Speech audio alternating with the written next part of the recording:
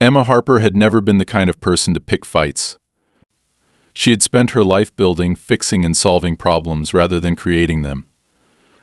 For 35 years, she had worked as an aerospace engineer, specializing in structural integrity and safety analysis, ensuring that what people trusted with their lives' massive, metal-bodied aircraft was built to withstand anything.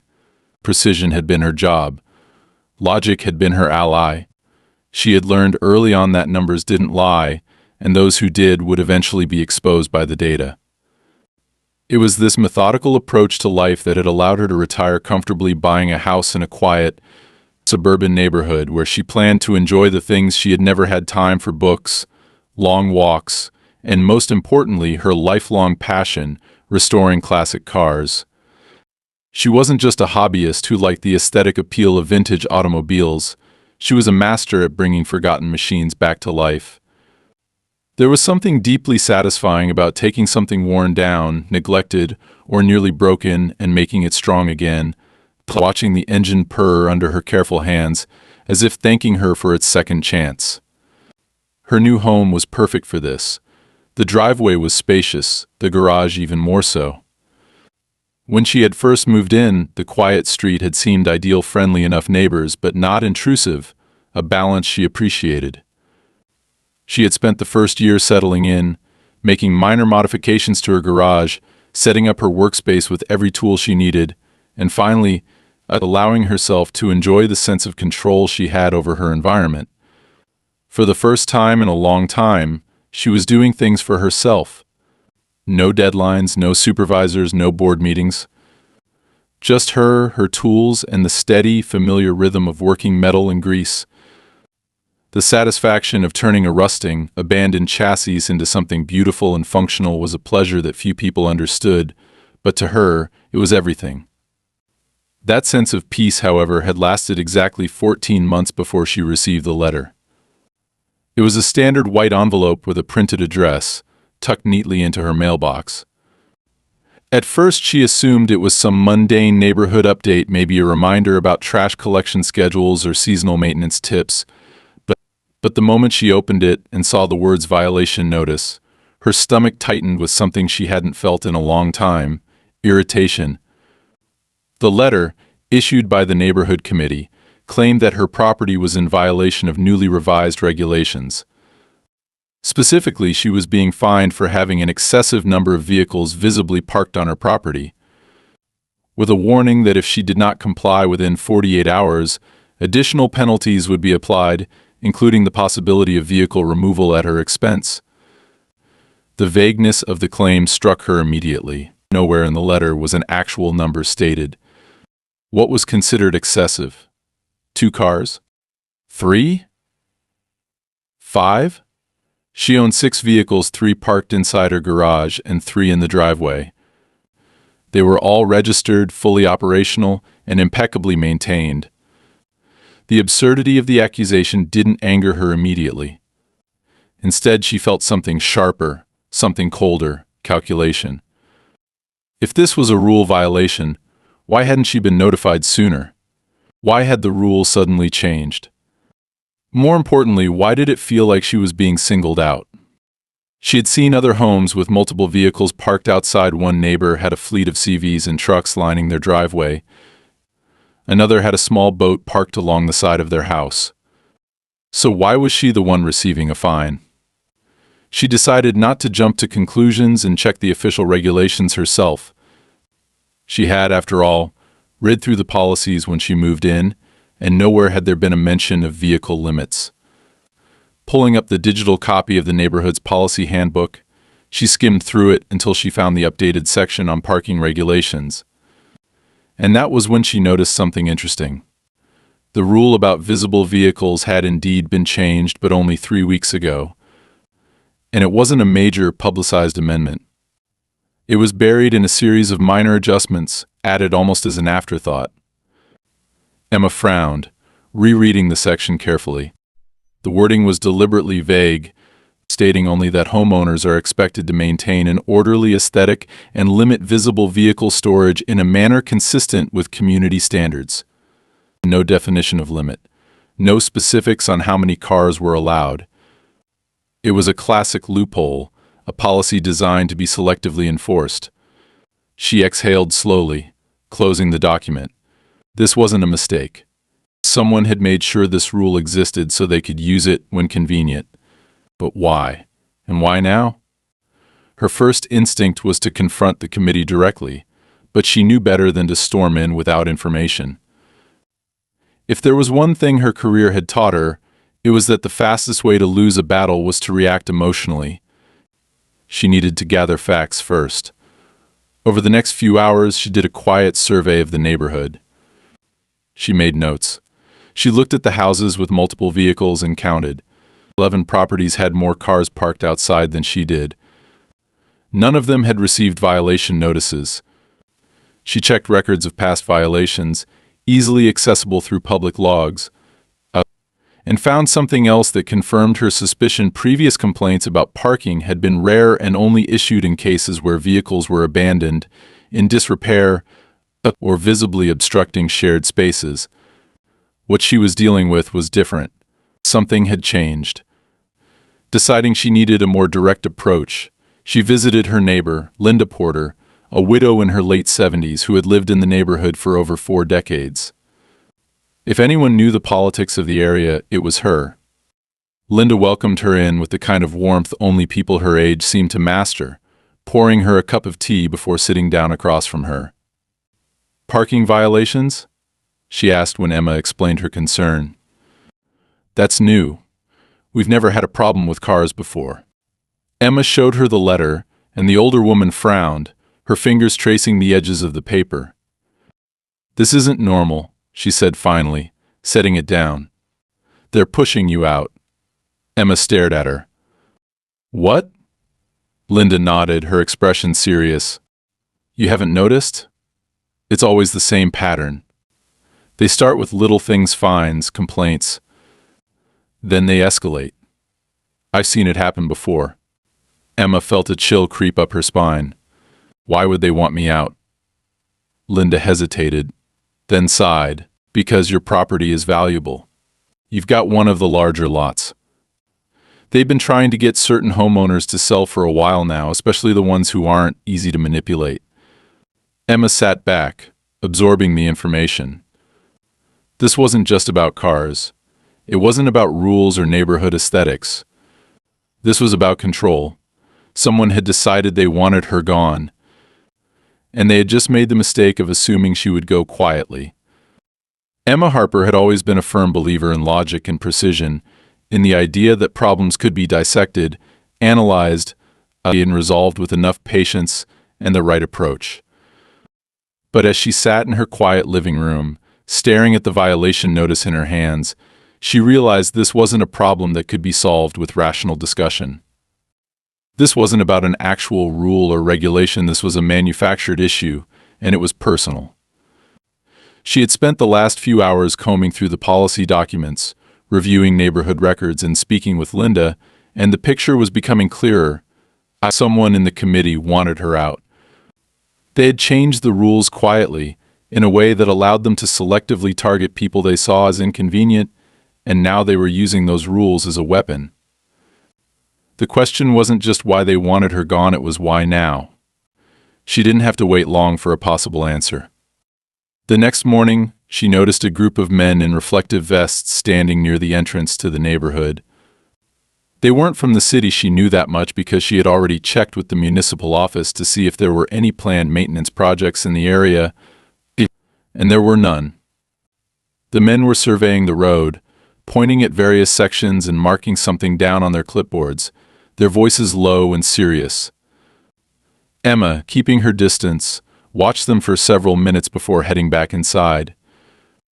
Later that afternoon, as she was reviewing her notes, a knock on her door interrupted her thoughts.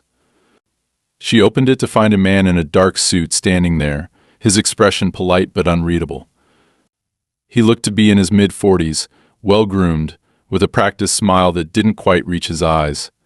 "Miss Harper?" he asked. She nodded cautiously. "Can I help you?" He extended a business card. "My name is Richard Calloway. I represent a firm that specializes in property acquisitions. We've been working closely with some of the homeowners in this area who are interested in selling. Emma took the card but didn't look at it. Instead, she studied his face, searching for any sign of deception. I'm not selling my home. Calloway smiled, as if he had expected her to say that. I understand completely. And of course, we would never pressure you into anything you're not comfortable with. But I do think you might be interested in hearing our offer. The market value for properties in this neighborhood has been steadily rising, and we're prepared to offer you well above the estimated value of your home. In fact, I believe you'll find our offer significantly more generous than anything you might receive from a standard buyer. Emma resisted the urge to scoff. Generous was rarely a word that meant anything good in business negotiations. She had dealt with corporate types like him before, people who smiled while they plotted the most efficient way to get what they wanted, pretending to be helpful while working entirely in their own interest. She folded her arms, unimpressed. If the value is going up, why would I sell now? That would mean it's only going to keep increasing. Calloway tilted his head slightly, as if considering how best to phrase his next words. Because situations change, Miss Harper, and not always in ways that benefit homeowners. She caught the underlying message immediately. This wasn't just an offer, it was a warning. They weren't just trying to buy her out. They were making it clear that if she didn't take the deal now, things would start getting uncomfortable. She tightened her grip on the business card, her pulse steady but her thoughts racing. I appreciate your time, she said flatly, stepping back toward the door. But I'm not interested. Calloway held her gaze for a moment longer, then nodded with the same polite smile. I understand. If you change your mind, my contact information is right there. No pressure at all. Have a good day, Miss Harper. She shut the door before he could say anything else. Standing in the silence of her hallway, she exhaled slowly, staring down at the business card in her hand. It was a sleek, expensive-looking thing, embossed with silver lettering. No company name, just his name, a phone number, and an email address. It felt more like a calling card than anything official. She didn't know who exactly was behind this push, but one thing was clear: this wasn't random. The committee wasn't just enforcing vague rules because they could. They were doing it because someone wanted her property, and they wanted it soon. She wasn't about to make it easy for them. The following morning, she went to the committee's office in person. It was a small, single-story building in the town's administrative district, an unremarkable structure with beige walls and a narrow lobby that smelled faintly of old paper and disinfectant. The receptionist, a woman in her 60s with short gray hair and the expression of someone who had long since run out of patience, barely looked up as Emma approached the desk. I need to speak with someone about this violation notice, Emma said, placing the letter on the counter. The receptionist glanced at it, then at her, then sighed. Do you have an appointment? Emma arched an eyebrow. I wasn't aware I needed one. The woman tapped a few keys on her computer, then gave her a look that barely concealed her disinterest. You can wait, but Mr. Cross is in a meeting. It could be a while. Emma folded her arms, settling into a stance that made it clear she wasn't planning to leave. I'll wait. It took nearly an hour before Graham Cross emerged from the back office, his suit crisp and his expression unreadable. He spotted her immediately, his mouth tightening just slightly before he smoothed it back into a neutral line. Miss Harper, he said, his voice even. I wasn't expecting you. Emma didn't waste time on pleasantries. This violation notice. I want an explanation. Cross took the paper from her and glanced at it, though she suspected he already knew exactly what it said. He exhaled, folding his hands in front of him. We've recently updated our policies to ensure a more uniform aesthetic in the community. Parking restrictions help maintain property values and prevent excessive clutter in driveways. Emma narrowed her eyes. And yet, multiple homes in this neighborhood have more cars than I do. I've checked. None of them have received fines. Why is that? Cross's expression didn't change, but she saw the slight shift in his posture. All violations are reviewed on a case-by-case basis. That's not an answer. He tilted his head slightly, regarding her with the careful patience of someone humoring an argument they had already decided against listening to. Ms. Harper, if you feel this was issued in error, you're welcome to file an appeal. But I assure you, we are simply enforcing the rules as they stand. She could see it clearly now. He wasn't going to admit anything. He wasn't going to give her an opening. He was a bureaucrat in the worst sense, someone who wielded authority not to maintain order, but to control people. Filing an appeal wouldn't accomplish anything. They would make sure it was denied. Emma leaned in slightly, lowering her voice just enough that only he could hear. You should know something about me, Mr. Cross. I spent my career making sure every structure I worked on was built to withstand pressure. If something wasn't solid, if it had weaknesses, I always found them. Cross met her gaze, his smile thin. Then I hope, for your sake, Ms. Harper, that your position is strong. She smiled back, just as thinly. You have no idea. She turned and walked out, already forming her next move. They had made a mistake. They thought she would bend under pressure. They thought she was alone. They were wrong. Emma Harper had always been a woman who believed in preparation. She didn't walk into a situation without knowing exactly what she was dealing with, and she certainly didn't start a fight without a strategy.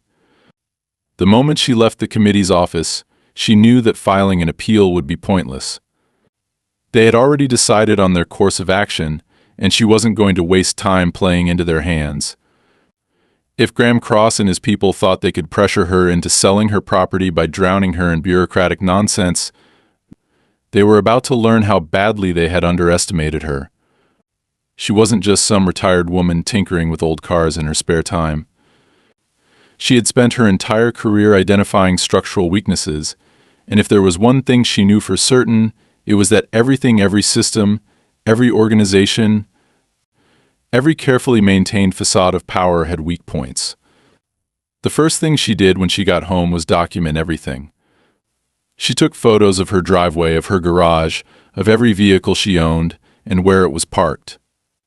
She kept digital timestamps, making sure that if anyone tried to claim she had added more cars or violated some vague community standard, she would have indisputable proof that nothing had changed. Then she started gathering records not just of her own property, but of the neighborhood itself. If they were going to enforce a rule selectively, she was going to prove it. She drove around, taking note of other houses with multiple vehicles parked outside. Some had just as many cars as she did, if not more. Yet none of them had received notices, and when she cross-referenced their addresses with past complaints available in public records, she found nothing. Then she did something she knew the committee wouldn't expect. She started talking to her neighbors. Not in the usual, casual way people did when they waved across their lawns or exchanged polite small talk while retrieving their mail, but in a deliberate, calculated effort to find out exactly what was going on. It didn't take long before she started seeing a pattern. The people who had received notices were either new to the neighborhood, single homeowners, or individuals who had previously objected to changes the committee had pushed through. It wasn't just about her, it was about control. The committee had been using fines, complaints, and zoning loopholes as a way to pressure people into selling their homes, usually right before a major development project was announced. That realization should have made her furious, but instead it had the opposite effect. It made her focused. Anger was reactionary, but strategy was deliberate, and she had no intention of letting them see her as just another angry homeowner. She needed to act, but she needed to do it in a way they wouldn't anticipate. So she bided her time. A few days later, things escalated. She woke up to find bright orange no parking signs planted along the edge of her property, as if her driveway had suddenly been declared a restricted zone. There was no notice, no prior warning, just sudden, unannounced enforcement. The signs were bolted into the ground, not just placed there, and when she checked the bolts, she found that they were industrial grade, something that required power tools to install. Whoever had put them there hadn't done it casually. It had been planned. Emma didn't react immediately. She took her time, photographing everything, checking city ordinances, making absolutely sure that these signs had no legitimate basis. Once she was certain they were nothing more than an intimidation tactic, she calmly retrieved her own power tools and removed them. If they were going to play games, she was going to remind them that she wasn't the type to be easily intimidated. That evening, she noticed something else. A dark SUV parked at the far end of the street, just barely within view of her house. It wasn't one of her neighbor's vehicles, and it wasn't a patrol car. It was just sitting there, idling. She didn't acknowledge it, didn't give them the satisfaction of knowing she had noticed. But she made a mental note. 2 nights later, she woke up to the sound of footsteps on gravel, not inside her property, but close. Too close. She stayed completely still, listening. The sound was deliberate, not the hurried, careless movement of someone passing by, but the slow, calculated steps of someone trying not to be heard. She didn't panic, didn't rush to turn on the lights. Instead, she reached for her phone, silently opening the security camera app. The night vision feed was grainy but clear enough. There was a figure near her garage, crouched by the rear wheel of one of her cars. She stayed calm. There was no use calling the police, not yet. If they left without doing anything, she'd have no proof. If she confronted them too soon, they'd run. So she waited, watching the screen, heart steady but alert. The figure seemed to be doing something near the wheel, fumbling with something in their hands. Then they stood up and walked away, disappearing into the shadows. The next morning, she found deep scratches along the side of one of her cars, as if someone had deliberately run a sharp object across the paint. But that wasn't what concerned her most. When she checked the rear wheel, she found that the lug nuts had been loosened. Not enough to be obvious, but just enough that if she had driven the car without checking, the wheel could have come off while in motion. That was the moment everything changed. This wasn't just about intimidation anymore. It was deliberate sabotage. A direct attack. Emma didn't hesitate. She filed a police report documenting every detail, showing them the security footage, the loosened lug nuts, the scratches. The officer taking the report seemed skeptical at first. Vandalism wasn't uncommon, and there was always the implication that maybe it was just random mischief. But Emma knew better, and she made sure they knew it too. "I'm not guessing," she told the officer, her tone calm but firm. "This isn't just someone keying a car for fun. This was deliberate. Someone wanted to cause an accident." The officer nodded slowly, finally taking her seriously. "We'll increase patrols in the area," he said. "If you see anything suspicious, call immediately." But Emma wasn't planning on just waiting for the police to react. She installed additional security cameras, ones with better night vision, wider angles, and backup battery packs so they wouldn't shut off in case of a power outage. She made sure every angle of her property was covered. She also did something else, something she knew would unsettle them. That evening, she took the removed no parking signs and left them neatly stacked in front of the committee's office door, along with a printed copy of the city's official zoning laws highlighting the sections that proved their actions had no legal standing. She didn't leave a note. She didn't need to. The next morning, she received a new letter. This time, it wasn't just a fine. It was a formal warning claiming that she had been uncooperative with community regulations and that continued non-compliance would result in escalated actions. They were doubling down. And that was exactly what she had been waiting for. She wasn't just going to fight back. She was going to tear them apart from the inside. Emma Harper had always believed that when people felt confident in their control, they became careless. That was exactly what was happening now. The committee had escalated their tactics, and they thought she would fold under the pressure like so many others before her. But what they failed to understand was that Emma wasn't reacting impulsively. She was watching, documenting, and waiting for them to make the mistake that would cost them everything. The day after she received the formal warning about continued noncompliance, she decided it was time to start unraveling their operation from the inside. She needed information that wasn't available in public records, something deeper than zoning violations and selectively enforced regulations. And the best way to get that information was from someone who had been a part of their machine but had either been discarded or had left with a grudge. Every organization had weak links. She just had to find the right one. Her first lead came from Linda Porter, her elderly neighbor who had already warned her about the committee's past actions. Emma had mentioned the name Richard Calloway, the man who had shown up at her doorstep with an offer to buy her house, and Linda's reaction had been immediate. The woman had stiffened, shaking her head, muttering under her breath before finally saying, "That man doesn't work for any real firm. He works for Graham Cross. At least that's what I heard from Martha down the street." That was enough for Emma to start digging. She found the property records for her neighborhood and began looking for patterns. Sure enough, in the last 5 years, at least 11 homes had been sold under sudden, urgent circumstances, homes owned by individuals who had reported issues with the committee just months before they sold. And each one of those homes had, within a year, been transferred to a company called Everstead Developments, LLC, a company that, upon further investigation, had no real employees, no website, and no listed offices.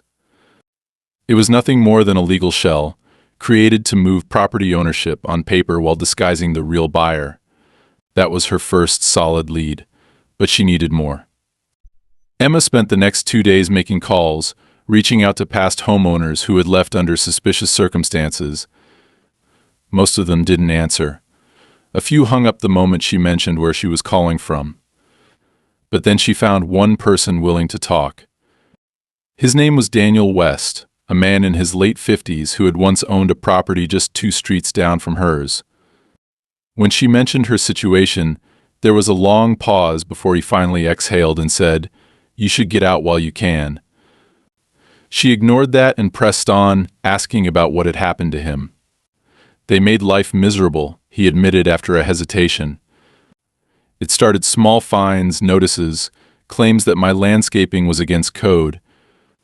Then I started getting complaints from neighbors that I knew were fake. They said I was making noise late at night, that I was violating parking rules, even though I'd lived there for 10 years without a single issue before that. They know how to wear people down. They don't hit you all at once. They chip away at you until you're tired, broke, and willing to sell just to make it stop. Emma felt a cold certainty settle in her stomach.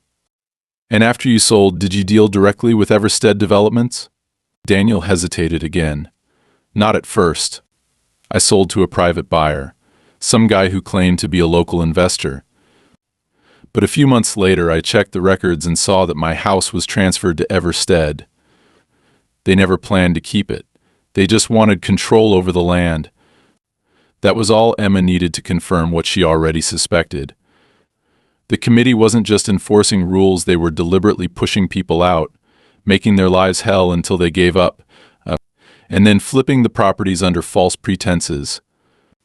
She thanked Daniel for his time and hung up, her mind already moving to the next step. She needed evidence. Not just theories, not just connections, she needed something irrefutable. And for that, she had to find someone who had worked inside their system and had a reason to expose them. The answer came sooner than she expected. It happened when she visited the committee office again, under the pretense of requesting formal appeal documents. As she waited at the reception desk, she overheard 2 employees talking quietly in the hallway. One of them, a younger man, was arguing with a woman in an authoritative tone. "I've done everything you asked," the young man hissed, "but I'm not comfortable with this anymore. It's not just parking fines, Graham. You know that." Emma didn't catch the rest because the woman whom she recognized as one of the senior members of the committee quickly silenced him and ushered him into a private office. But she had heard enough. Someone on the inside was starting to crack. Later that day, she waited until the committee office closed and then intercepted the young man as he left the building. He was in his early 30s, dressed like someone who wasn't used to conflict, his tie loosened as if the stress of his job had finally started wearing him down. "You don't know me," Emma said calmly as she stepped into his path, keeping her tone measured. But I think you might be in a position to help me. He froze, looking at her with wary confusion. Who are you? She didn't waste time with introductions. I heard you inside the office earlier. You don't like what's happening, do you? His face paled slightly. I don't know what you're talking about. Yes, you do. She pulled out a folded piece of paper and handed it to him. It was a list of all the houses that had been systematically pushed out of the neighborhood. I think you know what's going on with these properties. And I think you've been a part of it, even if you didn't want to be. He looked down at the list, his hands gripping the edges a little too tightly. When he finally met her eyes again, he looked like a man who had been carrying the weight of something he didn't want to hold anymore. What do you want? The truth, she said simply. For a long moment, he didn't say anything. Then, after a glance around the empty street, he exhaled and ran a hand through his hair. Not here. Not now. But I'll think about it. Emma nodded, not pushing him further. When you're ready. He didn't promise anything. He just walked away, stuffing the paper into his pocket. But she knew the look of a man standing at the edge of a decision, and she had just given him a reason to step over that line. That night, as she locked up her house, she couldn't shake the feeling that things were moving faster now. The committee had doubled down on their pressure tactics, but now she had something they didn't. A crack in their foundation. She just had to be ready for what came next. Emma Harper knew she had put herself in the crosshairs. The moment she confronted that committee insider, she had crossed an invisible line, moving from an annoyance to a real threat. And if there was one thing she had learned over the past few weeks, it was that the committee didn't like threats. They didn't issue warnings twice. They escalated, swiftly and aggressively, making sure their targets understood just how much pressure they were capable of applying. And true to form, they wasted no time making their next move. 2 days later, she received a notice from the city claiming that an anonymous complaint had been filed regarding illegal modifications to her garage. According to the letter, she was now required to submit documentation proving she had the necessary permits for her workspace, and failure to do so within 10 days would result in fines and a possible forced demolition order. The absurdity of it was almost laughable. She had done nothing illegal. The garage had been part of the house when she bought it, and any modifications she had made, additional shelving, reinforced flooring, upgraded electrical wiring, had all been completely within code. But it didn't matter whether the claim was real. The committee wasn't trying to catch her breaking the law. They were trying to drown her in bureaucratic nonsense, forcing her into a position where she would either spend a fortune on legal fees or simply give up and sell. She wasn't going to make it that easy for them. Instead of reacting immediately, she did what she always did. She planned.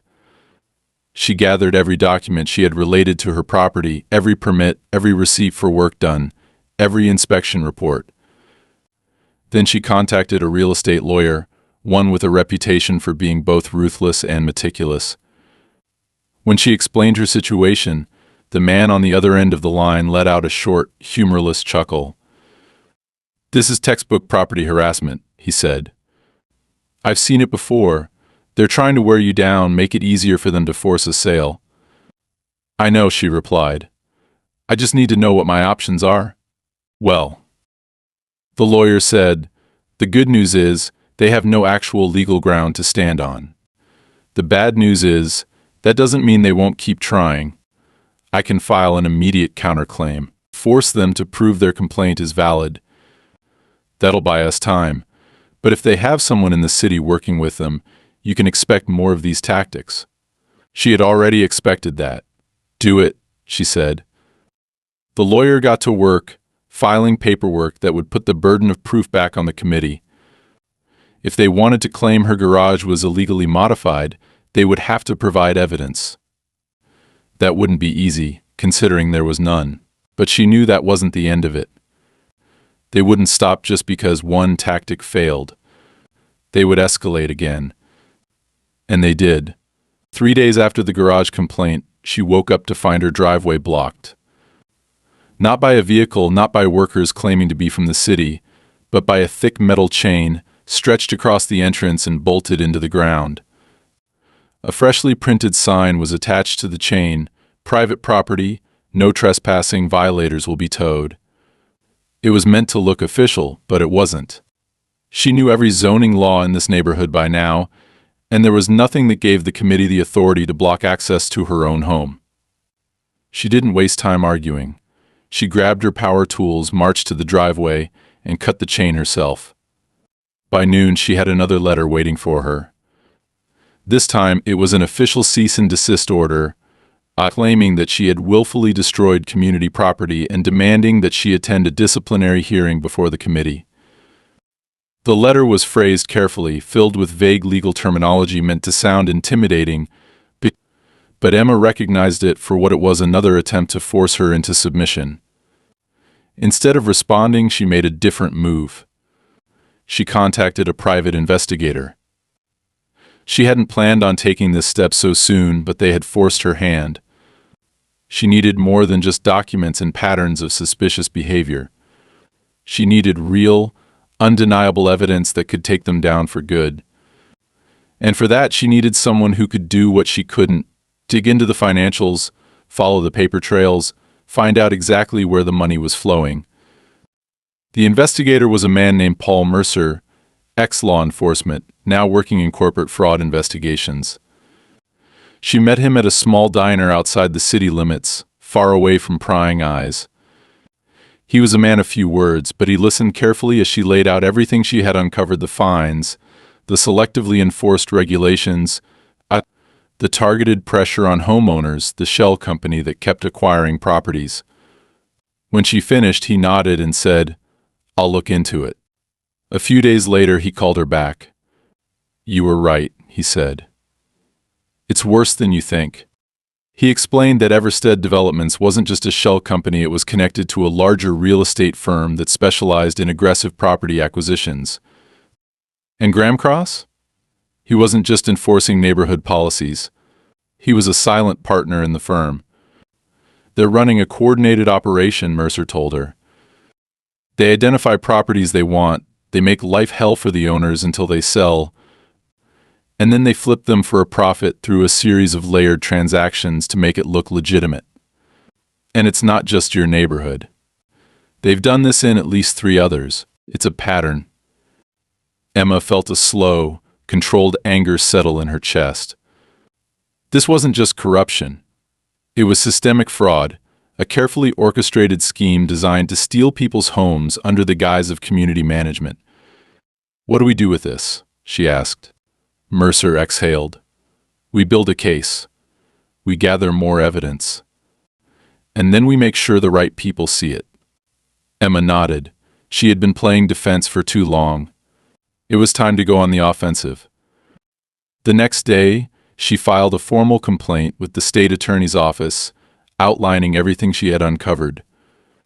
She sent copies of her documentation, Mercer's preliminary findings, and a request for an official investigation. And then she waited. She didn't have to wait long. That evening, she noticed something strange. The dark SUV that had been lurking at the edge of her street wasn't just parked anymore. It was moving, slowly circling the block, its tinted windows impossible to see through. A message. A warning. She didn't flinch. She didn't hide. She stood on her front porch, arms crossed, watching as the SUV passed her house again before disappearing around the corner. They knew she was fighting back. Good. She was just getting started. Emma Harper had always believed that no system, no matter how well constructed, was unbreakable. Even the most meticulously engineered structures had stress points, weaknesses that could be exploited if you knew where to look. The committee had spent years perfecting their game, pushing out homeowners one by one without leaving enough evidence for legal action.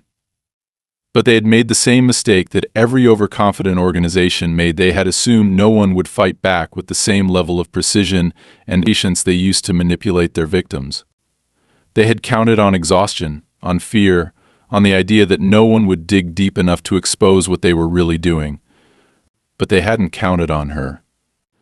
The night before the disciplinary hearing, she received another message, though this one wasn't as subtle as the others.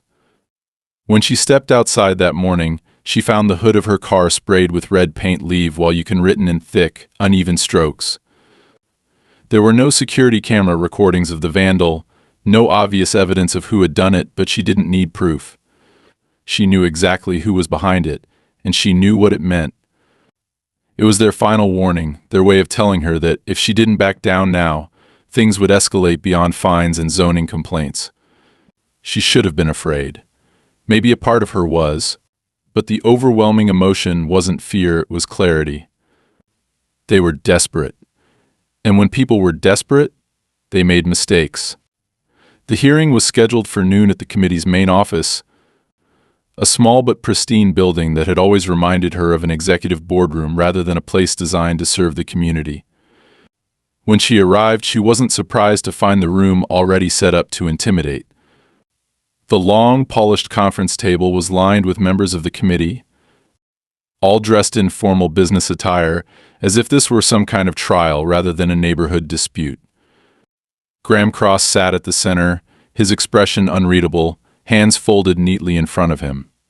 "Miss Harper," he said smoothly, gesturing to an empty chair at the opposite end of the table. "Please have a seat." She didn't move immediately.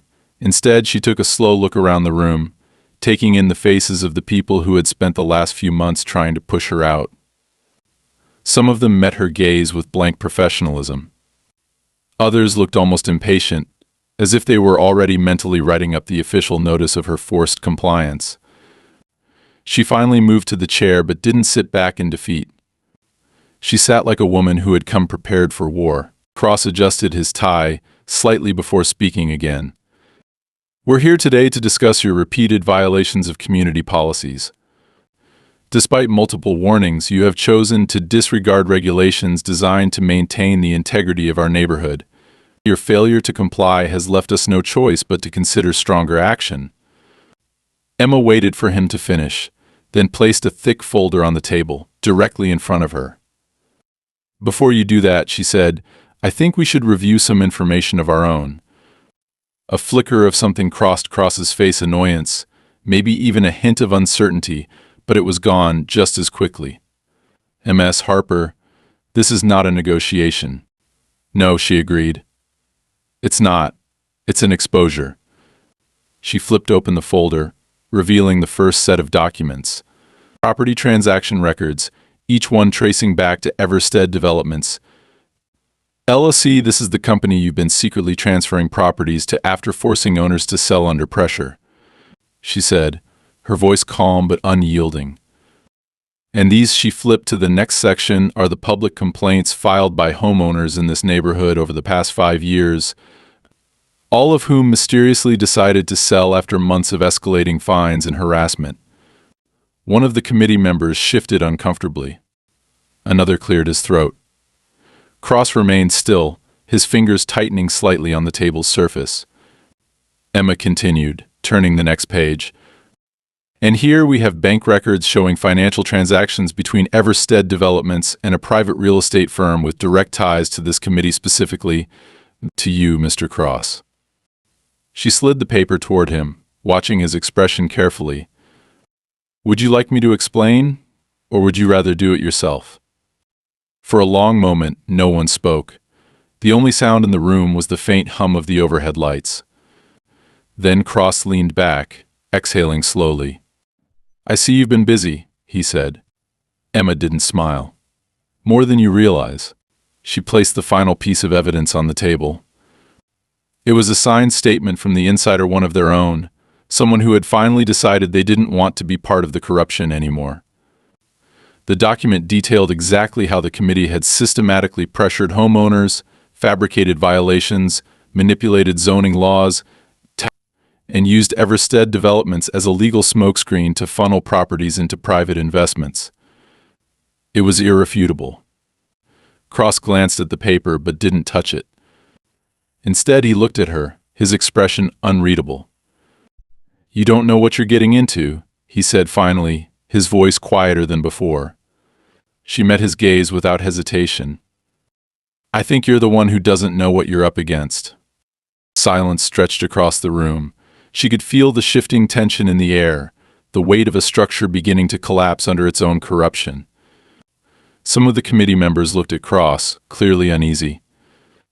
Others avoided eye contact entirely, their faces pale as the reality of the situation settled in. Finally, one of them, a man in his late 50s who had previously said nothing, spoke. His voice was careful but firm. "We should take a recess," he said, "to review this information." Cross's jaw tightened. He knew what was happening. The others were distancing themselves from him, preparing to cut ties before the fallout became too severe. Emma stood, gathering her papers. "You do that." She walked out of the room without waiting for permission. She didn't need it. The damage was already done. And by the time the legal system caught up with them, she knew that the committee wouldn't just be facing internal scrutiny, they would be facing criminal charges. They had tried to break her. Instead, she had dismantled them. Emma Harper had always believed in balance. For every action, there was a reaction. For every move made against her, there would be consequences. And now, as she watched the carefully constructed power structure of the committee crumble under the weight of its own corruption, she felt something she hadn't felt in months: control. Not relief, not satisfaction, just the steady certainty that she had done exactly what needed to be done. There was no victory dance, no celebration. Just the quiet understanding that she had dismantled something that had thrived on intimidation and deceit for years. And the people who had built it were finally realizing that they were no longer the ones holding the cards. The first crack appeared the morning after the hearing. An emergency meeting was called, this time without her presence, and within 24 hours, 2 members of the committee had resigned. No explanations, no statements, just immediate withdrawals from their positions. It was an obvious attempt to distance themselves from what was coming, but Emma knew it wouldn't save them. Their names were already on every document she had submitted to the state attorney's office. There was no escaping accountability. The legal process had begun, slow but inevitable, and it wouldn't be long before subpoenas were issued, bank records were audited, and the real extent of the fraud was exposed. Graham Cross, however, hadn't disappeared. He was still holding on, still trying to maintain the illusion that he was in control. But Emma knew better. The moment a man like Cross stopped speaking in threats and started speaking in negotiations, he had already lost. He called her 2 days after the hearing, his voice measured, polite, too polite. "Miss Harper," he said smoothly, as if their last conversation hadn't ended with him realizing she had the power to destroy everything he had built. "I believe we may have gotten off on the wrong foot. There's no reason this situation needs to become more difficult than it already is. I'm sure we can find a resolution that benefits both of us." Emma leaned back in her chair, letting the silence stretch for just a second longer than necessary before responding. "I already found my resolution, Mr. Cross. You're the one looking for an escape route." A beat of silence. Then, a quiet chuckle. "I admire your tenacity," he admitted. "You're not like the others." "No," she agreed. "I'm not. You're a smart woman, Ms. Harper," he continued, his voice taking on the tone of someone who thought he still had something to bargain with. "Smart enough to know that when things fall apart, they don't just fall apart for the people at the top. The fallout spreads. It gets messy. And sometimes people get caught in it who never intended to be involved. I imagine you'd like to avoid that kind of collateral damage." Emma exhaled slowly. It was fascinating in a way. Even now, even with everything stacked against him, he was still trying to manipulate the situation. He wasn't pleading. He wasn't making empty threats. He was doing what men like him always did, offering a veiled warning, framing it as concern, pretending that he wasn't the one who had everything to lose. "Collateral damage," she repeated, as if considering the words. "You mean the people you used to build your little empire? The ones you're now hoping will take the fall in your place?" Another pause. "I mean the fact that once this goes public, there will be scrutiny on everyone involved, including those who might have only played a small role." "You've already won, Ms. Harper. Do you really need to burn everything down?" Emma smiled, though there was no amusement in it. You seem to think I care about the size of the fire. I don't. I care that the right people answer for what they've done.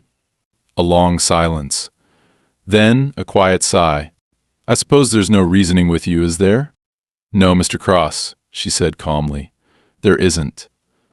The line went dead. It didn't take long for the real unraveling to begin. The investigation expanded beyond just the fraudulent property acquisitions.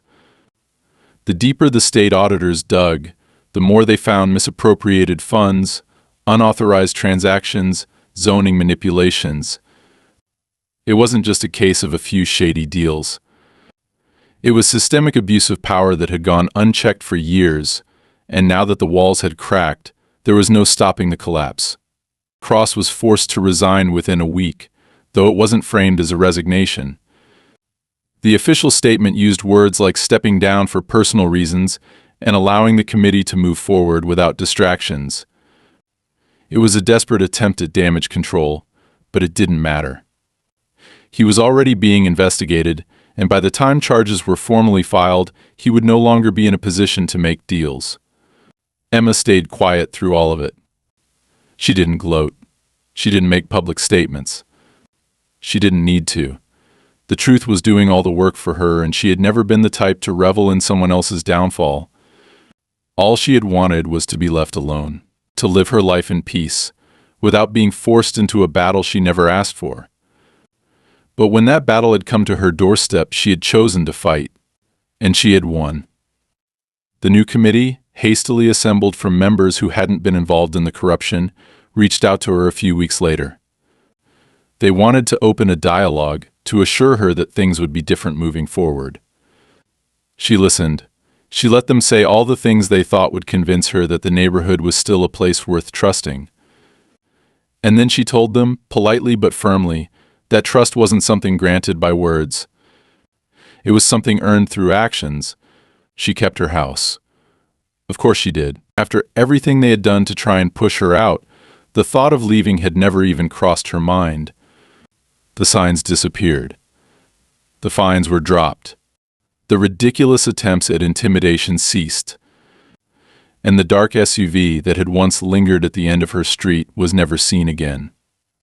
One evening, months later, she stood in her garage, wiping grease from her hands as she looked at the restored body of a car that had once been rusted and broken. It had taken time, patience, and effort, but she had rebuilt it, just like everything else. Her peace had been hard-earned, and she knew now that it would never be something given freely. It was something she would always have to protect, something she would always have to be ready to fight for. But that was fine. She had never been afraid of hard work. She had never been afraid of a challenge. And if anyone ever made the mistake of thinking otherwise again, she knew exactly how to show them just how wrong they were.